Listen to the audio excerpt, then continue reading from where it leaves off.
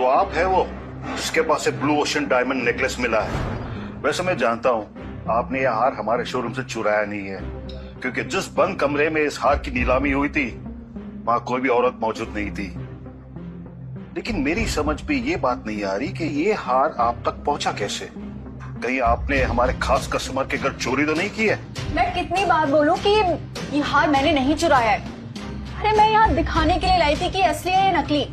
शनाया की बात सुनकर जावेरी सेठ ने उस हार को हाथ में लिया और अपने आदमी को शोरूम की सारी लाइट्स बंद करने का इशारा किया। शोरूम के सारे एम्प्लॉयज भी वहां आ गए ये देखने के लिए कि अब क्या होने वाला है। जैसे ही लाइट्स बंद हुई तो कमरे में अंधेरा हो गया।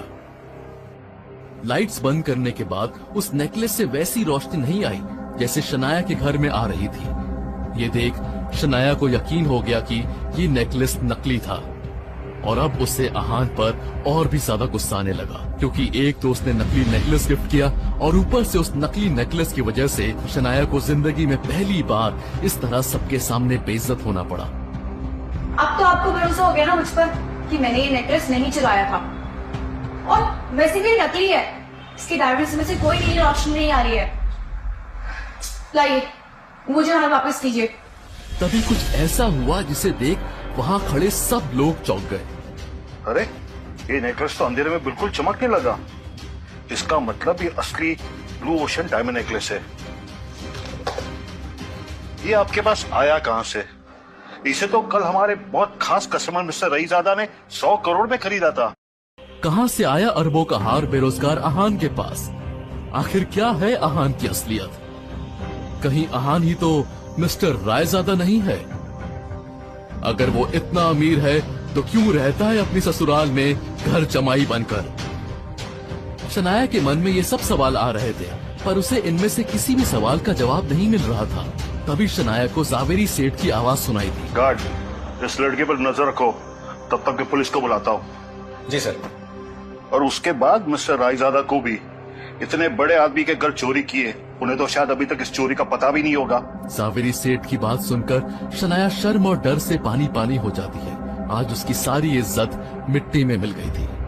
जावेरी सेठ ने पुलिस को फोन लगा दिया था और कुछ ही देर में एक इंस्पेक्टर और 2 लेडी कांस्टेबल शनाया को अरेस्ट करने आ गए। अच्छा, तो तुम हो वो चोर जिसने 1 अरब का बेहद कीमती हार चोरी किया। बहुत शातिर हो। तुमने तो रिकॉर्ड बना दिया। भारत में नहीं बल्कि पूरी दुनिया में आज तक किसी भी लेडी ने 1 अरब की चोरी नहीं की।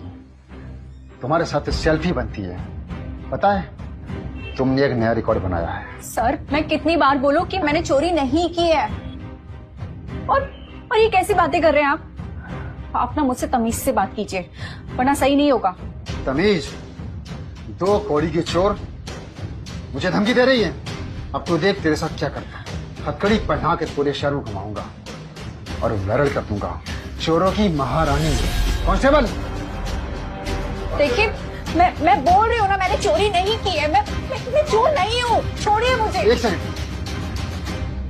पुलिस इंस्पेक्टर का ऑर्डर सुनकर लेडी कांस्टेबल हाथ में डंडा लेकर शनाया को घूरते हुए आगे बढ़ी और उसने जैसे ही शनाया को मारने के लिए डंडा उठाया कि तभी इंस्पेक्टर का फोन रिंग होने लगा। Inspector Tawde speaking. इंस्पेक्टर ने सिर्फ 10 सेकंड्स में ही यस सर कहकर फोन काट दिया और उसके बाद उसने जो कहा वो सुनकर शनाया के साथ साथ लेडी कांस्टेबल और जावेरी सेठ भी चौंक पड़े। कांस्टेबल, डंडा मैडम को दो।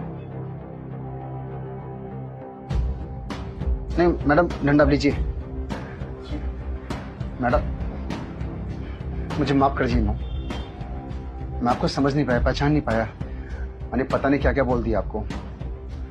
मैडम आप मुझे मारिए। मैम आप मुझे मारिए।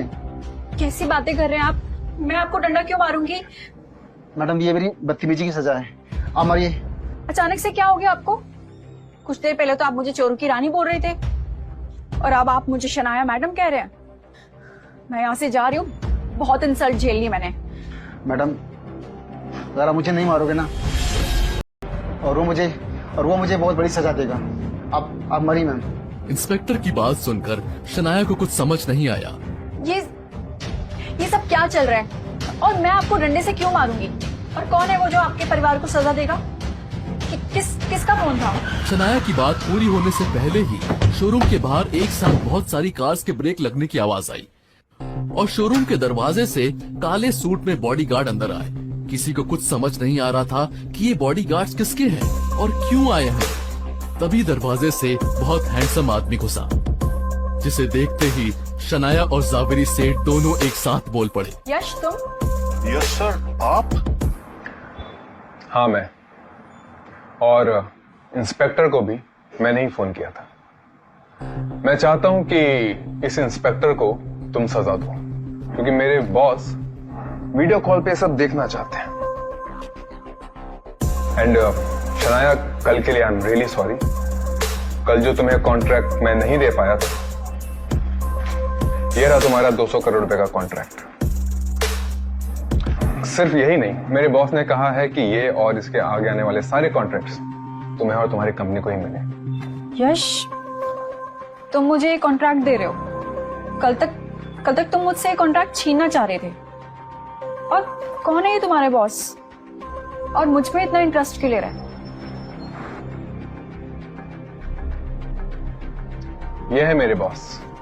यश ने जैसे ही फोन पर अपने बॉस की फोटो शनाया को दिखाई, शनाया को अपनी आंखों पर यकीन नहीं हुआ।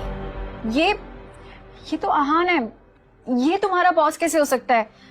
ये तो 3500 रुपए की नौकरी करता है। तभी जावेरी सेठ ने आगे बढ़कर उस फोटो को देखा और जोर से कहा, अरे यही तो है जिन्होंने कल 100 करोड़ का ये नेकलेस खरीदा था।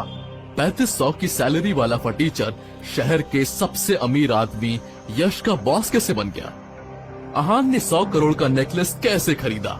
अगर आहान ही मिस्टर रायजादा है तो वो घर जमाई बनकर जिल्लत की जिंदगी क्यों जी रहा है? आखिर क्या है आहान का सच और वो ये सच दुनिया से क्यों छुपा रहा है? पूरी कहानी जानने के लिए